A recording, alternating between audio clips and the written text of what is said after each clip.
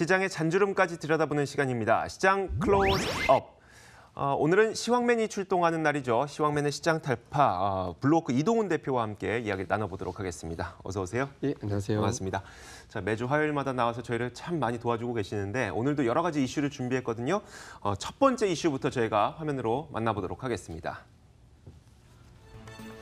미국과 중국의 갈등 속에서 흘러내린 글로벌 증시. 중국 증시 하락과 커플링되며 같이 미끄러졌는데 2300선 이탈 후 그 부근에서 묶인 듯 지지부진한 흐름을 보여주고 있다. 위로든 아래로든 방향을 잡아준다면 대응이 조금 더 명확할 터. 애매한 흐름 속 투자자들은 어찌할 바를 모르고 있다.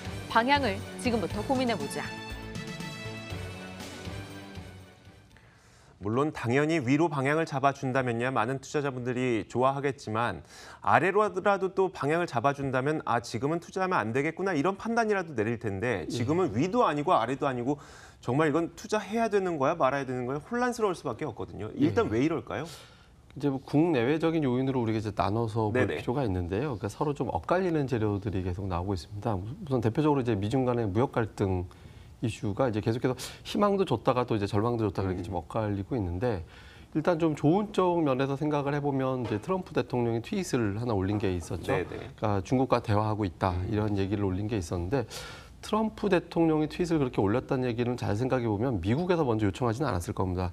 그러니까 중국 쪽에서 요청을 했고 미국 쪽에서 응했을 가능성이 높거든요. 네, 그러니까 트럼프 대통령 입장에서는 그걸 갖다 확인해 줬을 가능성이 높고요. 그러니까 중국 쪽에서 어떤 모종의 움직임이 있었다라는 것을 힌트로 준 거고 또 최근에 보면 문우신 장관이 물밑에서 접촉하고 있다라는 얘기가 네네. 나오고 그다음에 레리 커들로가 고위급 간의 접촉이 있었다라고 얘기를 한 상황에서 이제 트럼프 대통령이 이 부분까지 언급을 했거든요. 그래서 현재로서는 어떤 대화가 현재 오고 가고 있는 것은 맞는 것 같다. 이런 어떤 기대감, 대화가 오고 가고 있다라면 양쪽에서 칠 수 있는 최대한의 카드 직전까지는 다 썼거든요. 지금 네네. 마지막으로 남은 건 또 남은 뭐 2천억 달러에 대한 관세라든가 중국도 마찬가지라든가 이런 건데 직전까지 카드 다 쓴 상태다 보면 현재로서는 좀 협상이 진행될 수도 있지 않을까 이런 기대감이 좀 있거든요. 근데 네네. 반면에 또 맛보복이 또 진행이 됐잖아요. 네네. 그러니까 중국에서 600억 달러에 대한 어떤 제품에 대해서 또 관세를 부과한다든가 이렇게 엇갈리는 재료가 나오다 보니까 이제 방향을 제대로 잡기 좀 어렵고요.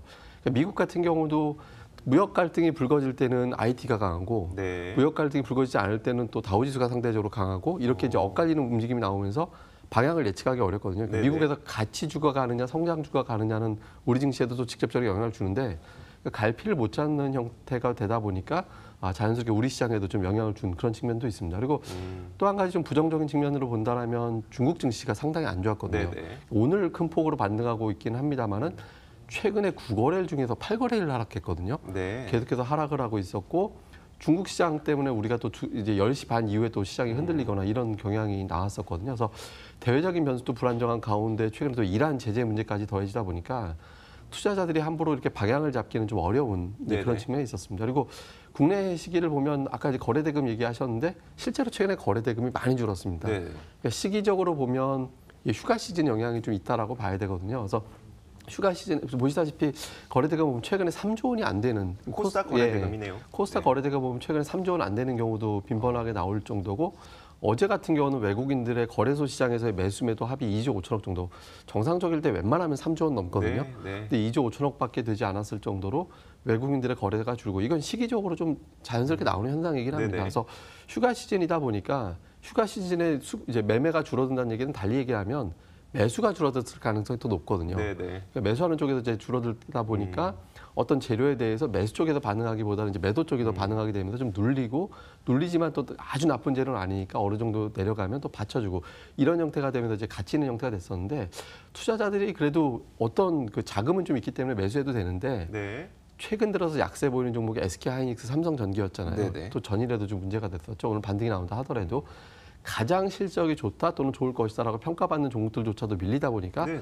자신감 있게 매수하지 못하고 좀 갇혀 있는 그런 형태가 유지가 되면서 뭐 당분간은 현재 구조에서 좀 벗어나기는 좀 쉽지 않아 보이긴 합니다. 옵션 만기 일정도 지금 예정이 되어 있잖아요. 예. 그 영향은 없을까요? 그 옵션 만기일이 지금 있는 상황에서 대략적인 포지션을 보면 네. 2270에서 2310 정도에서 갇히기 쉬운 정도 위치로 보여지거든요. 그러니까 네네. 외국인 투자자들이 워낙 풋옵션, 그러니까 내려가면 수익이 나는 조건으로 이제 외국인들이 투자하는 걸 풋옵션 매수하면 그렇게 네. 되는 건데 네네. 그러니까 외국인들이 그쪽에 더 많이 투자를 해놓은 상태다 보니까 이제 위로 올라가기는 어렵습니다. 근데 자연스럽게 이 부분이 지나가게 되면 적어도 대형주 같은 경우는 옵션 만기에 따른 영향에서 좀 벗어나게 되거든요. 그리고 네네. 전이나 SK하이닉스가 급락하는 과정에서도 사실 옵션 만기이기 때문에 더 민감하게 반응했을 수도 있습니다. 그래서 이런 부분들이 이제 만기를 지나가면 좀 해소가 되기 때문에 자연스럽게 이제 만기 이후에 대형주들은 조금씩 풀릴 가능성은 있어 보입니다. 만기일이 지나는 시점하고 우리나라의 그러니까 우리나라가 아니죠. 이제 전 세계적으로 휴가 시즌이 끝나는 시점하고 거의 좀 비슷하게 맞물리게 되겠네요. 제가 이제 저희 부모님이 네. 유원지에서 계세요. 어디에 제가 계신다고요? 유원지에 계시는데 유원지요? 네. 휴가지예요. 네, 네. 거기가 휴가지를 해서 제가 이제 토요일에 가서 이제 일을 좀 가끔 도와드리는데 네. 지난 주말 가니까 정말 많이들 와 계시더라고요. 극성수기니까요. 네. 예, 그러니까 이제 지금 보면 실제로 그 즈음부터 이번 주하고 다음 주까지가 국내 투자자들은 상당히 네. 국민들이 많이 휴가 갈 때거든요. 근데 이번 주 주말 지나가면 그 부분이 상당히 꺾입니다. 그리고 전통적으로 8월 15일 광복절 전후가 이제 휴가철은 거의 마무리되는 그렇죠. 걸로 인식을 네, 네. 하거든요. 그래서 이번 주 넘어가서 다음 주 되면 아마 휴가에 따른 거래량 감소는 좀 해소가 될 것 같습니다. 다음 주에 한번 유원지 또 다녀오시고 확실히 어느 정도 줄어들었는지 저한테 좀 알려주세요. 주말에는 일손이 부족해서 토요일마다 갑니다. 네, 알겠습니다. 자, 저희가 시장에 대한 판단을 지금까지 내려본 거고요. 그러면 세부적인 전략은 지금부터 준비가 되어 있습니다. 자, 두 번째 이슈 만나보겠습니다. 최근 한 달간 공매도 과열 종목 수가 지난해 같은 기간보다 8배 가까이 늘어났다. 공매도가 늘면 주가가 떨어지는 경우가 많아 피해를 보는 개인 투자자도 늘고 있는데 대차 잔액 증가 추이는 코스닥에서 두드러졌고 업종별로는 제약이 압도적이었다. 그리고 잔고 금액이 많은 종목은 셀트리온 헬스케어. 공매도 과열, 주의, 지정 종목들은 어떻게 대응해야 될까? 요즘에 공매도로 참 소갈이하고 계시는 분들 정말 많을 텐데 지금 현재 상황이 어떤 상태예요?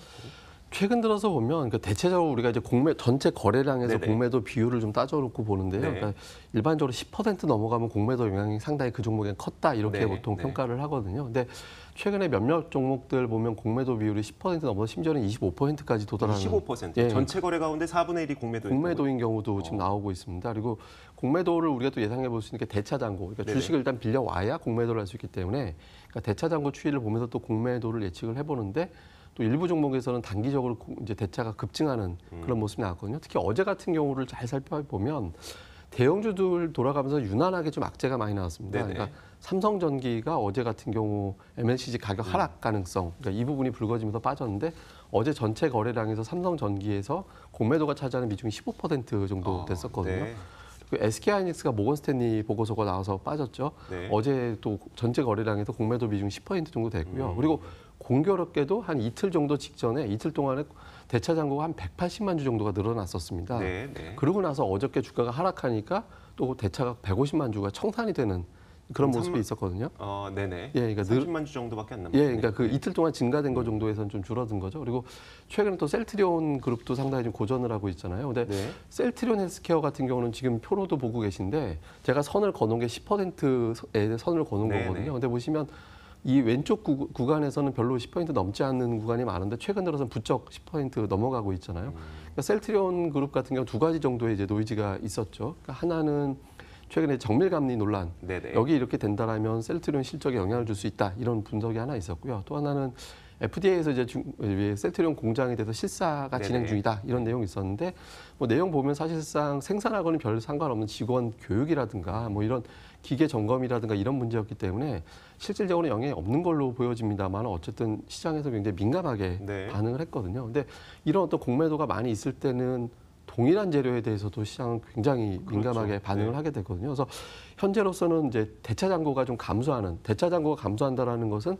공매도가 청산되었을 가능성이 높다라고 우리가 판단을 할 수 있는데 이 부분이 이제 눈으로 확인되기 전까지는 이제 해당되는 종목이 많이 빠졌다라고 해서 적극적으로 매수하기는 좀 어렵다 이렇게 봐야 될 것 같습니다. SK하이닉스의 경우에는 특히 또 외국계 증권사에서 의견을 내놨기 때문에 그 외국계 증권사의 의견을 잘 따르는 외국인 투자자들이 공매도를 했다는 것은 좀 이해가 되면서도 뭐 셀트리온 헬스케어라든지 이런 종목들은 도대체 공매도가 왜 이렇게 계속 나오는 걸까요? 그 공매도하는 주체들을 보면은요, 네. 사실 셀트리온 헬스케어하고 하이닉스하고 좀 다릅니다. 그러니까 네네.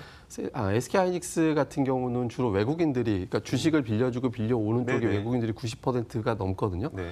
근데 셀트리온 같은 경우는 공교롭게도 국내 투자들이 절반 정도, 그러니까 증권사라든가 이런 쪽에서 이제 절반이기 때문에 그러니까 외국인들 이외에 다른 영향을 좀 미쳤다라고 봐야 되는데 네. 그 안에 최근에 이제 바이오주의 루머가 상당히 많았잖아요. 네네. 신라젠에서부터 시작이 됐던 루머들이 굉장히 많이 나왔는데 루머의 투자자들이 국내 투자자들이 특히 좀 약하기 때문에 이런 어떤 흔들리는 마음을 좀 이용하는 그런 네, 경향이 좀 네. 강했던 것 같습니다. 그래서 최근에 이제 제약주 같은 경우는 이런 노이즈를 적극적으로 활용하는 어떤 공매도 세력들의 좀 움직임이 좀 있지 않았을까 네. 이렇게도 보여집니다. 알겠습니다. 사실 그 기대감이 가득 찰 때 거기에 이제 매수 세력이 붙는 것과 그리고 악재에 대한 불안감이 가득 찰 때 공매도 세력이 또 붙는 것은 또 그렇게 큰 차이는 아니어서요. 그 주가의 흐름이라는 측면에서는 어떻게 우리가 부인할 수 없는 것 같습니다. 자, 어쨌든 이렇게 공매도가 늘어나는 종목들을 보유하고 계시는 분들도 많을 거고 아니면 이제 어느 정도 주가가 하락했으니 이 종목에 대해서 좀 매수를 해볼까 싶으면서도 아 이거 공매도 많네 그럼 매수하지 말아야 되나 이런 여러 가지 고민들이 생기거든요. 투자 전략은 어떻습니까? 예, 이게 사실 이게 공매도가 많다고 하는데 어쨌든 수치를 보여지는 거는 어제 하이닉스 같은 경우는 양 주체가 다 매도 많이 네네. 했거든요. 그러니까 수급에서 특히 외국 기관이 매도하면 이런 대형주들은 뭐 휩쓸릴 수밖에 없잖아요. 그러니까 수급이 반전될 때까지는 이제 주가가 하락하는 거를 쉽게 이제 판단을 해서 이제 매수 들어가기는 어렵습니다. 그러니까 단기적인 관점에서 본다면 제가 말씀드린 대로 대차가 이제 감소가 되고 그다음에 또 한 가지는 외국인 기관 중에 한 주체라도 매수로 반전됐을 때 매수하면 되는데 사실 중장기 관점에서 본다라면 어제 모건 스탠리 보고서에 대해서 반박할 만한 내용 상당히 많거든요. 그리고 외국계 증권사에서 그러니까 국내 특히 이제 반도체라든가 이런 분야 보면 잘 보면 외국계 증권사로 돼 있지만 그 보고서를 작성하는 사람의 성을 잘 보면 한국 사람, 한국계, 그러니까 킴이라는 성을 가진 사람이 네, 어제 네, 모건 스탠리 네. 보고서 작성을 했거든요. 그러니까 이게 순수하게 뭐 외국인 미국에서 만들어진 보고서다 이렇게 이제 단정하기도 사실은 좀 네, 어렵습니다. 네. 그리고 대체로 이제 외국계 증권사에서 반도체를 분석할 때 보면 하이닉스를 분석하는 게 아니라 뭐 예를 들어서 대만의 업황이라든가 미국 기업의 상황이라든가 이런 걸 같이 보면서 판단을 하거든요. 네, 근데 네. 우리나라 같은 경우는 SK 하이닉스를 집중적으로 보기 때문에 그렇죠. 판단 기준도 좀 다르거든요. 그래서 보통 이제 외국계 증권사가 이런 어떤 데이터를 근거로 제시할 때는 한 이틀 정도 강하게 반영하다가 그 다음부터는 완화가 되는 경우가 많기 때문에 그러니까 오늘 같은 경우는 이제 아침 이후에 이제 지금 하이닉스는 반등 시도는 하고 네네. 있거든요. 그래서 이 상태에서 중장기 관점이라면 이제 매수 조금씩 들어가도 되지만 단기적인 관점에서 좀 손실을 좀 피하고자 한다면 마지막 확인 외국인들의 매수 그다음에 대차의 감소 이것까지 확인하시면 더 좋겠습니다. 그 공매도 물량을 좀 확인하는 팁을 좀 받고 싶은데요. 어떤 질문이냐면 예. 사실 우리가 숫자로 오늘 하루 거래량 가운데 뭐 10%가 공매도였습니다. 이건 다 HTS나 뭐 MTS로 다 확인할 수 있거든요.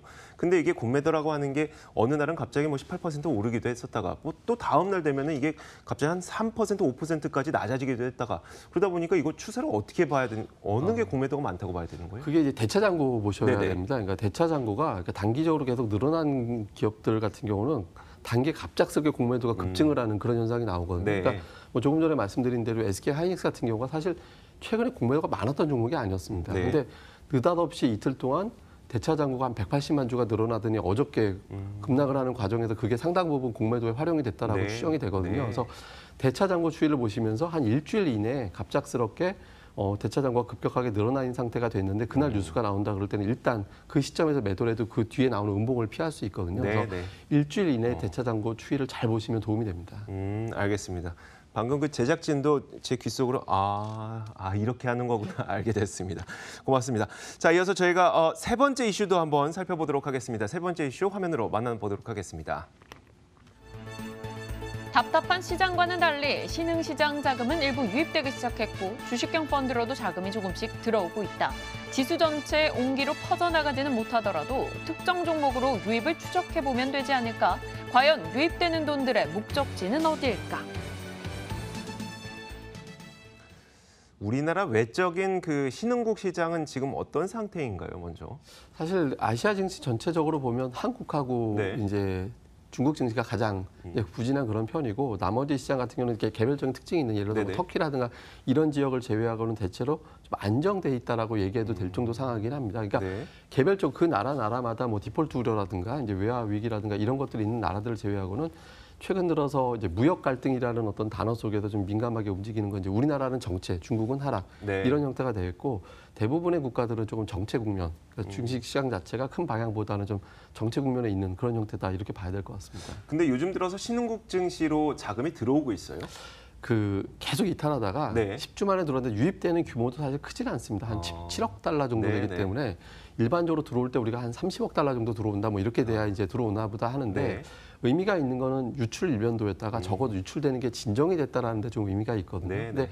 일단 멈춰줘야 그다음에 이제 들어오는 그렇죠. 경로로 좀 바뀌게 되는데 이제 최근에 이제 중국 시장이 상당히 부정적이었잖아요. 근데 네네. 중국이 지난주에 위안화를 거래하는 거에 대해서 이제 선물한 거래에서 한 20% 정도 증거금 납부하게끔, 그러니까 20% 일단 돈을 맡겨놔야 거래가 되는 네네. 쪽이 되거든요. 그리고 오늘 같은 경우는 또 FX 거래에서 또 증거금을 더 높인다 이런 얘기가 있었거든요. 네네. 그러니까 위안화가 안정이 되면 외국인들 입장에서는 신흥시장 환율이 안정되는 걸로 그렇죠. 보거든요. 네네. 이렇게 되면 신흥 증시에 투자했을 때 환 리스크에서 벗어나서 오히려 환 차익을 얻는 그런 계기가 만들어질 수 있기 때문에 아마 이 부분에 대한 영향도 일부는 받았던 것 같습니다.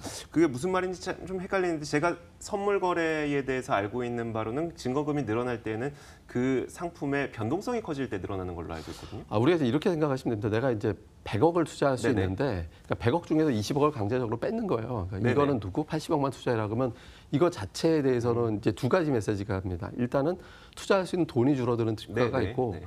또 하나는 외환 시장 같은 경우는 정책에 맞서면 정말 큰일 나는 그렇죠. 시장이다라는 네. 인식이 있거든요. 근데 이렇게 했다라는 건 노골적으로 정책에다 방향으로 특정한 환율에 대한 방향을 바꾸려 한다라는 시도가 보이거든요. 네. 이렇게 되면 외환 시장 투자자들이 딜러들이 좀 영향을 받을 수 있기 때문에 이런 부분이 실질적으로 영향을 좀 받게 됩니다. 그게 우리나라에는 어떤 식으로 영향이 있게 돼요? 그러니까 우리나라 이제 원 달러 환율 자체를 네. 보면 실제로 보면 평균치, 그러니까 우리나라 이제 달러 기준으로 하지만 달러를 또 결정하는 요인은 이제 유로화라든가 이제 위안화, 엔화, 최근에 이제 네. 위안화 골고루 다 있거든요. 근데 네. 최근 들어서 위안화하고 연동되는 측면이 상당히 좀 강하거든요. 그렇죠. 그러니까 특히 우리 증시가 좀 민감하게 그렇게 되는 편이고 외환 시장도 최근에 좀 마찬가지거든요. 근데 이제 이런 부분들이 중국 위안화가 이제 안정이 된다라면 신흥 시장을 같이 보고 특히 무역 전쟁이라는 국면에서 중국의 수출을 줄이게 된다라면 우리나라 입장에서는 우리나라에서 중국으로 넘어가는 것도 줄어든다라고 보면서 네네. 외환 시장이 연동이 되거든요. 근데 이 부분이 좀 안정이 된다라고 해석될 수 있기 때문에 외국인 입장에서는 환율 안정, 증시 안정 이런 고리로 생각을 하게 됩니다. 그렇게 된다면 우리나라 원달러 환율, 그러니까 달러 원 환율도 사실 최근 들어서 꽤 많이 약세를 좀 급격하게 보였던 예. 것이 외국인 입장에서 한국의 외환 시장이 좀 안정돼 보이네라고 하면서 우리 시장에도 좀 증시가 자금이 유입될 수 있다고 보시는 건가요?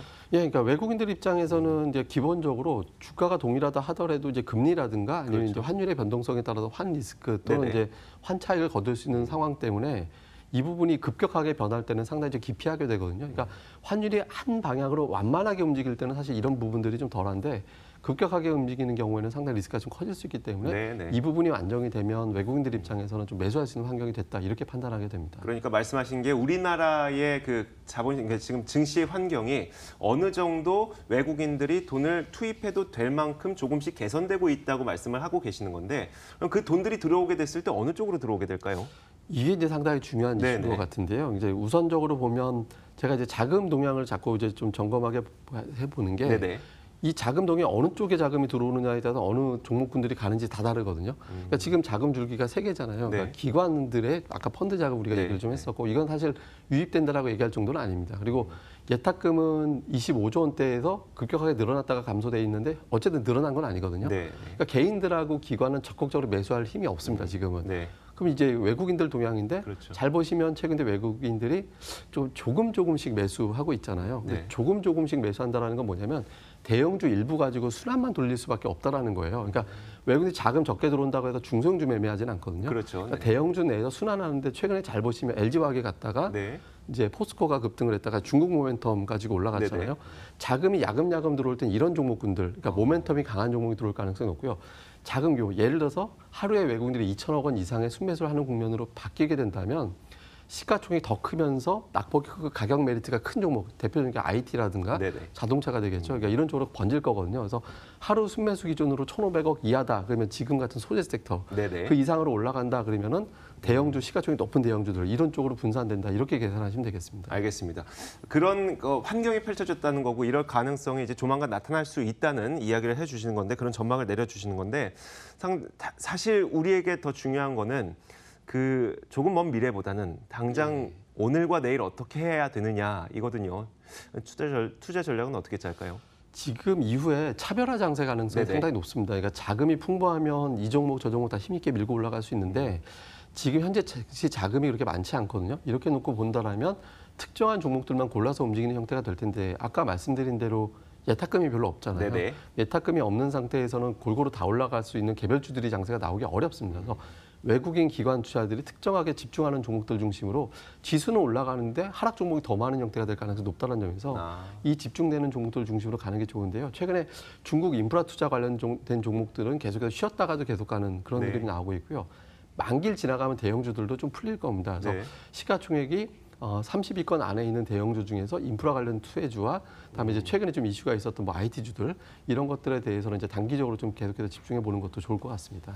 굉장히 그 추상적으로 말씀해 주셨는데 듣고 보니까 그 종목의 수가 그렇게 많지는 않아 보이네요. 뭐 예. 두산인프라코어라든지 삼성전자, SK하이닉스 이 정도까지밖에 얘기가 안 될 것 같아요. 예, 그리고 이제 코스닥 쪽도 보면 사실 이제 100조 투자, 네네. 삼성전자에서 삼성에서 이제 100조 원 투자 이제 얘기 나오면서 오늘 일부 바이오주들 급등하잖아요. 근데 네네. 이게 투자하는 항목이 4개거든요. 그러니까 바이오와 반도체 부분이 있고요. 5G가 있고 AI가 있습니다. 네. 근데 이 중에서 5G가 오늘 상대적으로 덜 올랐거든요. 네. 근데 이런 종목군들도 순차적으로 보면 재료 나오기 전에 움직일 수 있기 때문에 예. 100조 원 투자에 부합되는 종목군 중에 오늘 바이오만 같다는 점에서 나머지 종목들도 좀 단기적으로 관심 가져보시는 것도 좋을 것 같습니다. 네, 알겠습니다. 자, 오늘 저희가 여러 가지 이슈에 대해서 아주 철저하게 분석을 내려봤습니다. 지금까지 시황맨 블루오크 이동훈 대표와 함께 이야기 나눠봤습니다. 말씀 고맙습니다.